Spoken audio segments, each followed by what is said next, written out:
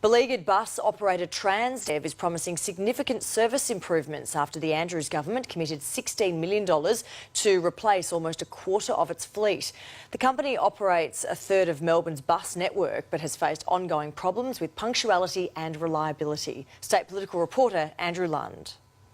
Christmas shopping made for busy buses at Doncaster this morning. But Transdev has given passengers little cause for cheer. They break down, they're old.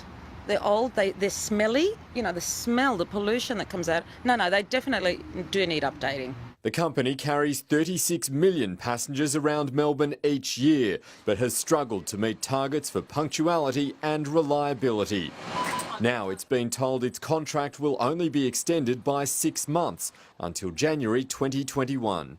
It's not really surprising. I think the government is right to be cautious. Transdev, of all the operators, really has had a lot of issues. Contracts for the rest of the network have already been renegotiated.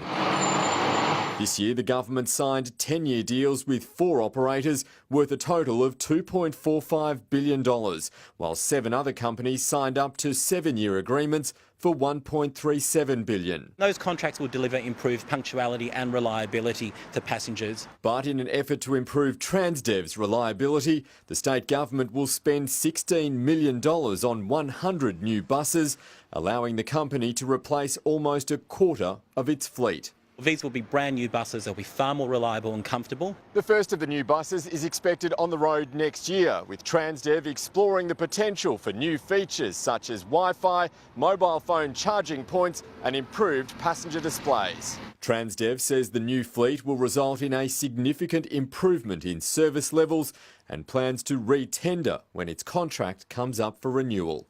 Andrew Lund, 9 News.